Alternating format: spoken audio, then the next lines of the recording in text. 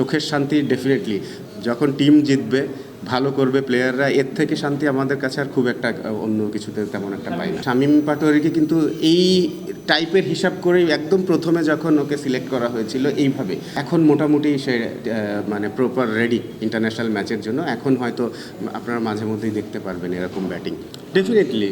মানে এখন ওই যে ক্রিকেট কিন্তু প্রচুর চর্চা হয় বাংলাদেশে সব সেক্টরেই, তো ভেরি ইজি জিনিসগুলো। তো দেখেন আপনারা ঠিকই বুঝতে পারছেন যে মোমেন্টাম হচ্ছিল না, যেটা আমাদের মেইনলি ওয়ানডে সিরিজটাতে আসলে আমাদের ব্যাটিংটা ভালো হচ্ছে, দুইটার কম্বিনেশনটা ঠিক হচ্ছিল না।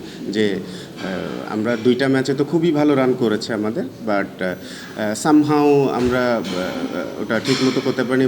এটা আমি ডেফিনেটলি বলবো যে কিছু কিছু সময় ছিল যে মোমেন্টামগুলো আমাদের আমরা পেয়েছি, পাইনি তা না, বাট মোমেন্টামগুলো হাতছাড়া হয়ে গেছে, আমরা প্রপার ইউটিলাইজ করতে পারিনি ওই টাইমগুলো। বাট টি-20-তে এসে কিন্তু দেখা যাচ্ছে যে জিনিসগুলো ক্লিক করছে, মোটামুটি দুইটা সেক্টরই একই সাথে করছে। এই কারণেই কিন্তু আমার কাছে মনে হয়েছে আজকের যে ম্যাচটা, যদিও খুব একটা বড় রান ছিল না, তো তারপরেও আসলে বোলাররা আউটস্ট্যান্ডিং বোলিং করেছে। তার মানে এটাই হচ্ছে কম্বিনেশন, যে কখনো কোনো সেক্টরে যদি একটু স্লিপ করে তো ওইটাকে রিকভার করা, যদি আরেকটা সেক্টরে এসে রিকভার করে, দ্যাট ইজ কম্বিনেশন। এবং মোমেন্টামের ইউজ হয়েছে, প্রপার ইউজ এই ম্যাচে আমি বলবো।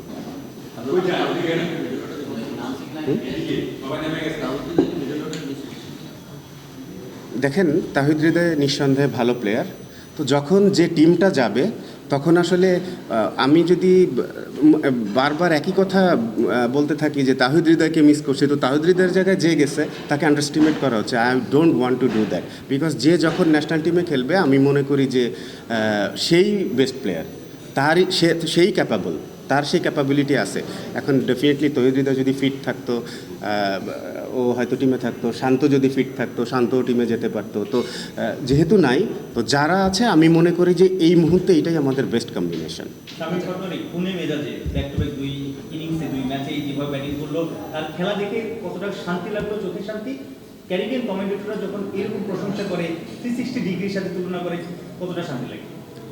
দেখেন, আমাদের ওই ছেলেটাকে কিন্তু শামীম পাটোয়ারিকে কিন্তু এই টাইপের হিসাব করেই একদম প্রথমে যখন ওকে সিলেক্ট করা হয়েছিল এইভাবে, তো আমরা আসলে অল্প সময়ের মধ্যে অনেক বেশি আশা করে ফেলছিলাম ওর উপর। ওই সময় এটাও একটা প্রেশারে ছিল, যে কারণে ওই সময় খুব একটা ভালো হয়নি, এবং ও এটা ইমপ্রুভ করেছে ওর। আপনারা যদি দেখেন তো এই বোলিংয়ের এগেনস্টে ওদের বোলিং নিঃসন্দেহে খুব ভালো বোলিং বোলিং অ্যাটাক। তো এই অ্যাটাকের এগেনস্টে যদিও ভালো করতে পারে, আমার কাছে মনে হয় যে এখন মোটামুটি সে মানে প্রপার রেডি ইন্টারন্যাশনাল ম্যাচের জন্য। এখন হয়তো আপনারা মাঝে মধ্যেই দেখতে পারবেন এরকম ব্যাটিং বলে আমি আশাবাদী। আর চোখের শান্তি ডেফিনেটলি যখন টিম জিতবে ভালো করবে প্লেয়াররা, এর থেকে শান্তি আমাদের কাছে আর খুব একটা অন্য কিছুতে তেমন একটা পাই না। বসে ফাইন লেগের উপর দিয়ে দুর্দান্ত খেলে দিন শেষে টাইমিংটা করে স্কোর পায় 4-6, কেমন লাগে?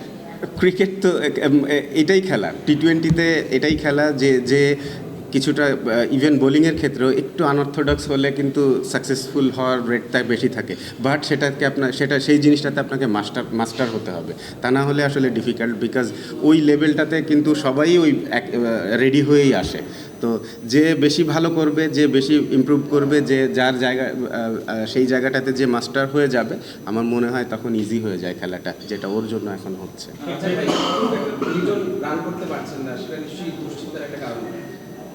আসলে সব সময় সবাই রান করবে সেটা চিন্তা করারও কোনো কারণ নেই। আবার একজন যদি কিছু ম্যাচ যায় এরকম যে দুশ্চিন্তা, আসলে আমি খুব একটা দুশ্চিন্তাতে নাই জিনিসটাতে নিয়ে।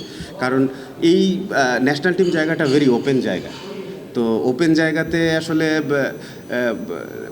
রান না করলেও বুঝতেছে।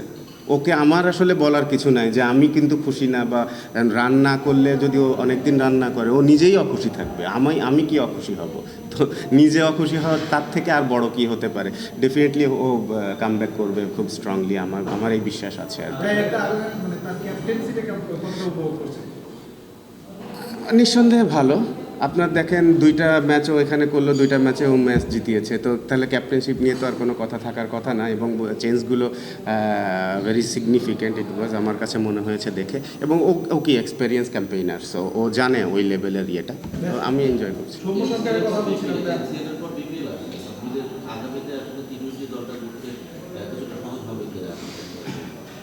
মানে কোনটা বুঝিনি?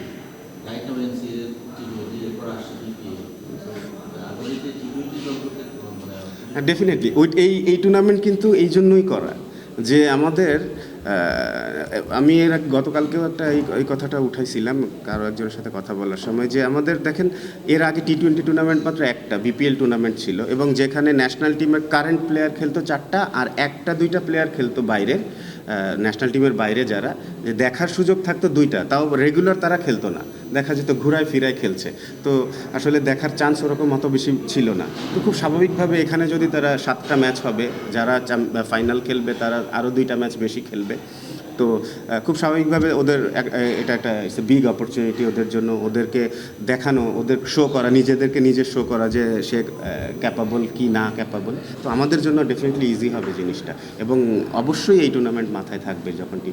পাওয়ার প্লেতে দেখলাম শেখ মেহেদী ব্যাক টু ব্যাক 2 ম্যাচে দুর্দান্ত বোলিং সবসময় করে থাকে। ইয়ান বিশপ সাবেক ক্রিকেটার এবং কমেন্টেটর ইয়ান বিশপ বলছেন যে very good bowling line up বাংলাদেশে। পাওয়ার প্লেতে মেহেদী, পুরান বলে ঋষাদ, পেসাররা যে কোনো সিচুয়েশনে ভালো বোলিং করছে, ব্রেক থ্রু দিচ্ছে। এই যে বৈচিত্র্য, বাংলাদেশের বৈচিত্র্য আছে বাংলাদেশের বোলিং লাইন আপে, চেঞ্জেসটা কোথায় দেখা? প্রবাবলি এই মুহূর্তে আমার দেখা মতে যতদিন আমি ক্রিকেট ফলো করছি তার মধ্যে বাংলাদেশের সবথেকে বেস্ট বোলিং অ্যাটাক এই মুহূর্তে আমাদের। এটার কারণ হচ্ছে আমাদের আগে স্পিনার কিন্তু আমাদের সবসময় মোটামুটি কম বেশি ছিল, ইন্টারন্যাশনাল লেভেলে ভালো হতো, বাট পেস বোলিং রেগুলার বেসিসে ভালো হতো না, একজন করে থাকতো। হয়তো দেখা গেছে মাশরাফি ছিল, মাশরাফির সাথে আর একজন একটু অভাব ছিল, তো জিনিসগুলো ওরকম হয়েছে। তো আমার কাছে মনে হয় যে পেস বোলিং অ্যাটাকটা আমাদের ভালো হওয়াতে আমাদের এই জিনিসটা খুব বেশ কম্প্যাক্ট হয়েছে, যে কারণেই এই কারণে কিন্তু আমি বললাম যে ওয়ানডে ম্যাচে আমরা কিন্তু খুবই আশা করছিলাম যে ওই 2টা ম্যাচের যে কোনো একটা ম্যাচ আমরা যদি ফার্স্ট ম্যাচটা জিততে পারতাম, তো আমাদের কম্বিনেশনটা ঠিক হয়েছিল না আমার মনে হয়, মানে কম্বিনেশন বলতে ভালো খেলার কম্বিনেশনটা, বাট এমনি আমাদের বোলিং অ্যাটাক নিয়ে এখন আসলে কোনো সন্দেহ নেই আমার। শূন্য শটের কথা বলছে, অনেক ভালো কাজে ছিল সে, তার মধ্যে হুট করে আজকে হাতে 5টা ছেলে 4 সপ্তাহের জন্য আসলে এটা আসলে বাংলাদেশ ক্রিকেটের জন্য ভেরি আনফর্চুনেট, বিকজ ও ভালো টাচে রয়েছে, ভালো খেলছে, তার মধ্যে থেকে আর উইনিং কম্বিনেশন থেকে যখনই কোনো প্লেয়ার, ভালো খেলা প্লেয়ার এরকমভাবে বাইরে চলে আসবে, এটা টিমের জন্য একটা ব্যাড নিউজ ডেফিনেটলি, এবং আমাদের জন্য তাই। বাট আমরা আশা করবো যে ও তাড়াতাড়ি সুস্থ হয়ে আবার ব্যাক করবে, খুব সম্ভবত বিপিএল থেকে হয়তো খেলতে পারবে, তো এই আর কি।